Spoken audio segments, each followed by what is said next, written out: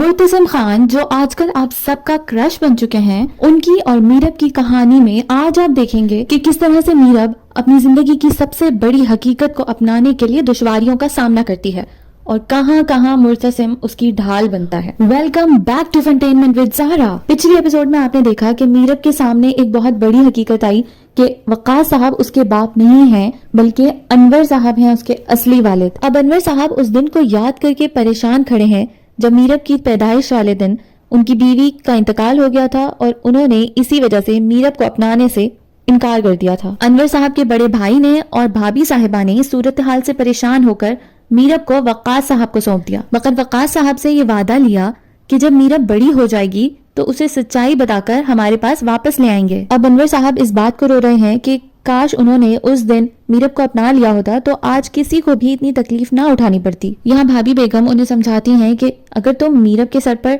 शफकत से हाथ रखोगे और बाप बन के उसे मोहब्बत दोगे तो वो भी तुम्हें अपना लेगी। दूसरी तरफ वक़ास साहब और उनकी बेगम भी अफसरदा बैठे हैं कि ऐसे एक बच्ची को सालों लाड और प्यार से पाल कर अब किसी और के सुपुर्द कर दें। दूसरी तरफ मीरब अपने कमरे में बैठ के पुरानी तस्वीरों को देख रही है और अपने माँ बाप के साथ गुजरे हुए तमाम खुशी के पल याद कर रही है। अचानक कुछ सोच के वो माचिस की तीली से आग लगाती है और तमाम तस्वीरों को जला देती है। कमरे का धुआं जब बढ़ के बाहर निकलता है तो मुर्तसिम की बहन मरियम देख लेती है और वो अनवर साहब और वक़ास साहब को बुला कर ले आती है। वो दोनों बहुत देर तक दरवाजा खटकाते हैं और आखिर शदीद खांसते हुए मीरब दरवाजा खोल देती है। मीरब को ले जाकर सोफे पर बिठाते हैं, मगर फिर उसे अपना गम याद आ जाता है और वो सबको ये कह के वहां से चली जाती है कि मुझे आप में से किसी की जरूरत नहीं है, आप सब धोखेबाज हैं। मीरब तेजी से घर के बाहर की तरफ जा रही होती है और मुर्तसिम उसका हाथ पकड़ के उसे पूछता है कि तुम कहाँ जा रही हो, जिस पर वो मजीद भड़क जाती है और उसे कहती है कि मैं तुम्हें क्यों बताऊं, तुम कौन होते हो? अगर तुम पहले हिम्मत दिखाकर शादी से सबके सामने इनकार कर देते तो आज मेरी आंखों में ये आंसू न आते। मीरब उससे कहती है कि मैं तुम जैसे बेगैरत आदमी से शादी क्या तुम्हारी शक्ल भी नहीं देखना चाहती। मीरब की इतनी ज्यादा बातें सुनाने पर मुर्तसिम को भी गुस्सा आ जाता है और वो बगैर कुछ सोचे समझे उसके गाल पर एक जोरदार थप्पड़ रसीद कर देता है। हया भी दूर से खड़ी ये तमाशा देख रही होती है और इस थप्पड़ पर उसके चेहरे पर मुस्कुराहट आ जाती है। मीरब जो कि बहुत लाडों से पली होती है, इस थप्पड़ को बर्दाश्त नहीं कर सकती और वो बेहोश हो जाती है। मुर्तसिम मीरब को नीचे नहीं गिरने देता, वो इसे अपने बाजुओं में पकड़ लेता है और जब वो इसकी हालत देखता है तो उसे अपनी हरकत पे शदीद गुस्सा आता है।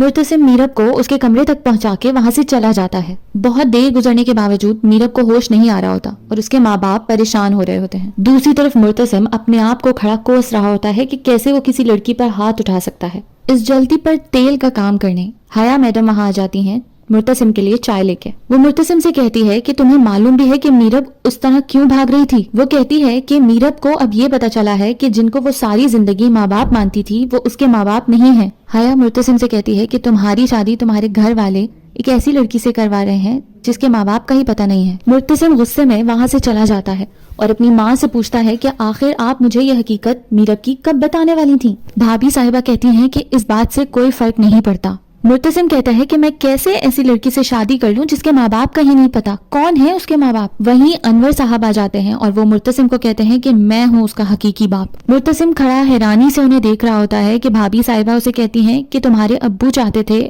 कि तुम्हारी और मीरब की शादी हो, ये फैसला उन्होंने तुम्हारे बचपन में ही कर दिया था, अब तुम्हारी मर्जी कि तुम इस फैसले को मानो या ना मानो। मीरब होश में आने के बाद लॉन में जाके बैठी हुई होती है कि मुर्तसिम उसके पास जाके बैठता है। मीरब कहती है कि अगर तुम मुझ पे तरस खाने आए हो तो इसकी जरूरत नहीं है मुझे, मगर मुर्तसिम अपनी थप्पड़ वाली हरकत पर शर्मिंदगी का इजहार करता है।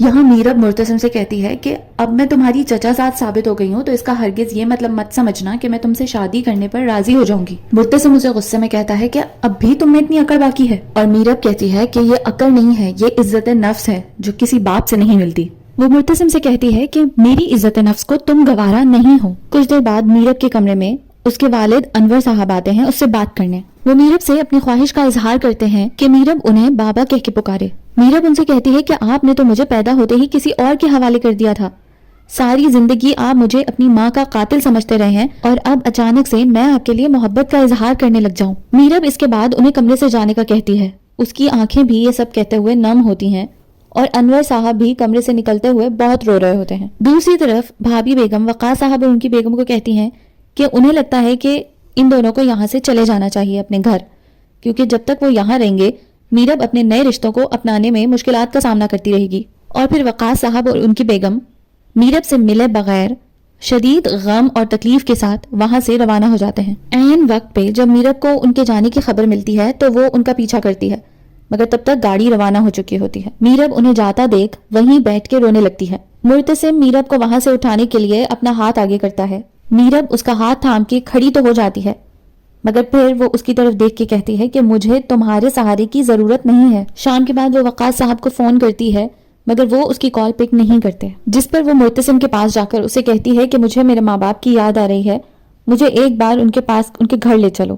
اور پھر مرتسم اس کے کہنے پہ کراچی لے جاتا ہے۔ کچھ ہی دیر بعد گھر کے باقی لوگوں کو بھی یہ بات پتہ چل جاتی ہے اور وہ لوگ وقاص صاحب کو فون کر کے کہتے ہیں کہ اگر میرب ان کے گھر آئے تو اسے واپس بھیج دیا جائے۔ میرب وہاں گھر پہنچ کے دروازہ بجاتی رہتی ہے، مگر دل پہ پتھر رکھ کے وقاص صاحب اور ان کی بیگم میرب کے آگے دروازہ نہیں کھولتے تاکہ وہ جلد سے جلد واپس حویلی لوٹ جائے۔ میرب شدید غم میں روتے ہوئے مرتسم سے کہتی ہے کہ اگر میرے گھر کا ہی دروازہ میرے آگے یہ لوگ نہیں کھولیں گے تو میں کہاں جاؤں گی، جس پر مرتسم اسے محبت سے کہتا ہے کہ تم میرے ساتھ میرے گھر چلو۔ اور پھر میرب خاموشی سے وہاں سے اٹھ کے مرتسم کے ساتھ روانہ ہو جاتی ہے۔ مرتسم اور میرب وہاں سے ایک مزار پہ جاتے ہیں جہاں پہ میرب منت کا دھاگا باندھتی ہے اور پھر وہ دعا کرتی ہے کہ اللہ اسے مستحکم رہنے کی توفیق دے۔ اس ویڈیو کو دیکھنے اور سننے کا بہت بہت شکریہ۔